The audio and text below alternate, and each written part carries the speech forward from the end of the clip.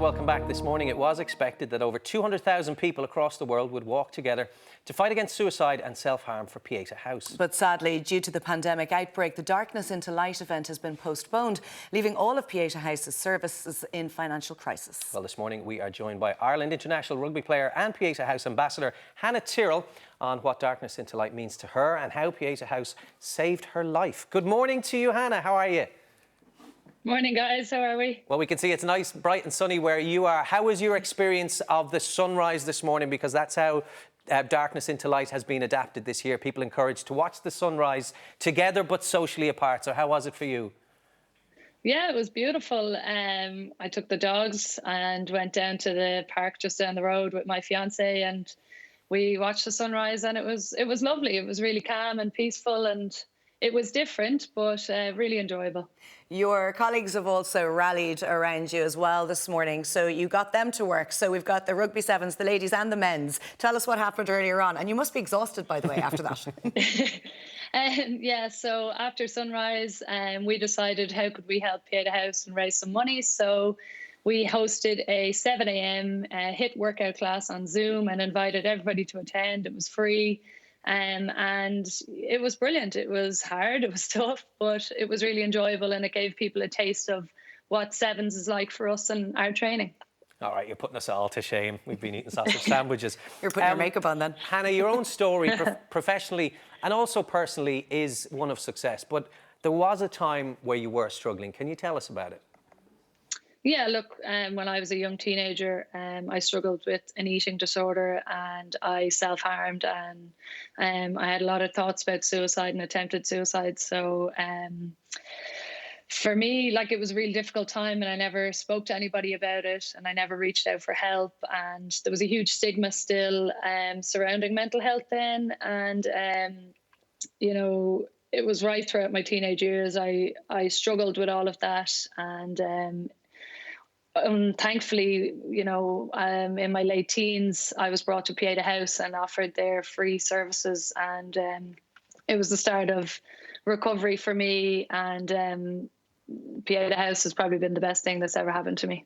You've said before, Hannah, through your contact with Pieta House, you met the loveliest therapist, and she never forced you into talking, but you developed a really trusting relationship, and in time you were able to talk about what you were going through and express your feelings. So how did that process come about, and ultimately how did it help you, I suppose, have the tools and the skills to move on and get better?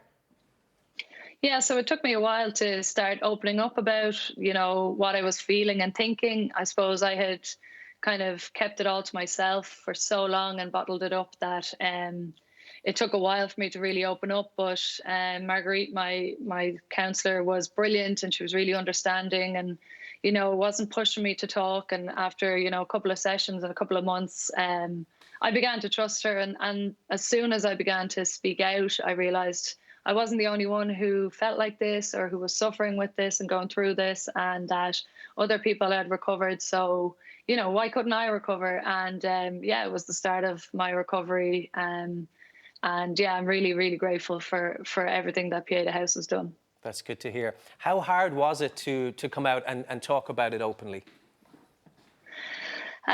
Yeah, look, it's difficult for anybody. I hid it for so long, you know, and I really made a huge effort to hide it from people and put on this facade that, you know, everything was great on the outside. So to really open up and be at my most vulnerable was difficult, but it was the only way that I knew that I would start to get better. And yeah, the more I did it, the more comfortable I became, and the easier it became to talk about. And yeah, it just went from there. Hannah, I remember well when you came into us on the couch in Ireland AM maybe a couple of years ago. We had a great chat before and after we had our interview.